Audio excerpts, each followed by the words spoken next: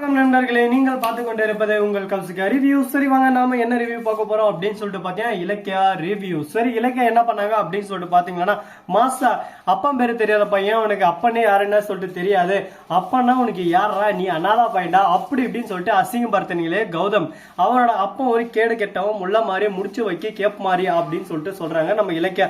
இவன் என்னத்துக்கு சம்பந்தமே இல்லாம பேசினிருக்கான் அப்படின்னு சொல்லிட்டு பாத்தீங்கன்னா, அந்த முள்ள மாதிரி கேப் மாதிரி முடிச்சு வைக்க யாரு தெரியுமா, நீ தான். இப்ப தாட்சாயினி முன்னாடி வந்து எங்க அப்பா எஸ்எஸ்கே தான் அப்படின்னு சொல்லிட்டு கௌதம சொல்ல வைக்க போற, நீ இப்ப என்னதான் பண்ண போற, உன்னோட ரியாக்ஷன் என்னவா இருக்கும் அப்படின்னு சொல்லிட்டு நம்ம இலக்கியா கேக்குறாங்க. உடனே ஐயம்மா தாயே, நான் மன்னிச்சிருமா, நான் தெரியாம பேசிட்டேன், இதுக்கு மேல அந்த மாதிரி வார்த்தையை நான் விட மாட்டேன், எதுக்குமா இந்த அளவுக்கு என் மேல கொலவெறியில இருக்க, நான் எதுக்கு எஸ்எஸ்கே உங்க மேல கொலவெறியில இருக்க போறேன், நீங்க உங்க பாதையில போயின்னு இருக்க, நான் என் பாதையில போயின்னு இருக்கேன், உங்க வழி தனிதான், என் வழி தனிதான். அதனால நான் இப்ப என்ன பண்ண போறேன்னா, அப்பா பேரு தெரியாதவன் வந்து அவங்க அப்பா பேரு எல்லாரும் முன்னாடியும் உங்க பர்த்டே ஃபங்க்ஷன்ல சொல்ல போறாரு.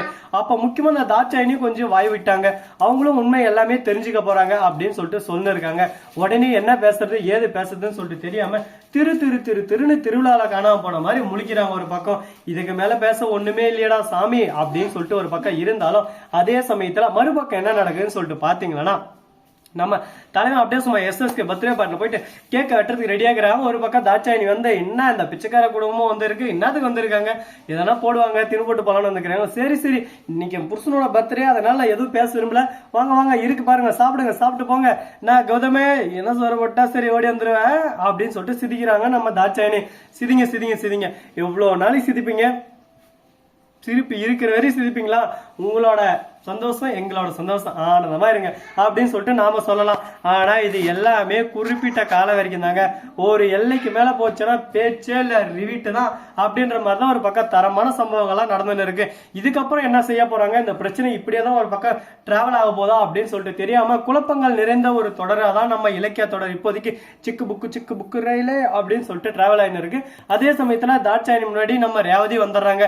இந்த ரேவதி இங்க எதுக்கு வந்தா, எஸ்எஸ்கே அவளை போடுங்கட்டி, எஸ்எஸ்கே உடனே ரேவதி அடிக்கிறீங்க, ரேவதி எதுக்கு அவங்களால அடிக்கிற, வேணாம் அவங்களால அப்படியெல்லாம் பேசக்கூடாது, நம்ம பண்றதெல்லாம் தப்பு தாட்சாயினி தப்பு, நாம எப்பவுமே தனிச்சையா நின்று முன்னேறி காட்டணும், அதை விட்டு அவங்கள அடிச்சு அவங்க கிட்ட பூடிங்கி அப்படிதான் முன்னேறணும், நம்மளுக்கு என்ன அவசியம், என்ன காசாரம் சொல்லு பாக்கலாம் அப்படின்னு சொல்லிட்டு கேக்குறாரு. டே எஸ்எஸ்கே நீயோட இது என்னடா ஆச்சு தம்பி, உனக்கு உடம்பு சரியில்லையாவா, கிட்டவா அப்படின்னு சொல்லிட்டு நம்ம தாட்சாயினி ஒரு பக்கம் கலாய்க்க ஆரம்பிக்கிறாங்க. உனக்கு வந்த காலம் நீ பேசுவ, உன்னோட நேரம் நீ பேசுற, எனக்குன்னு நேரம் வரும், அந்த சமயத்தில் நான் பேச ஆரம்பிச்சேன்னா சைலண்டாகணும், பேச்சே கிடையாது அப்படின்ற மாதிரிதான் ஒரு பக்கம் நடக்க போகுது.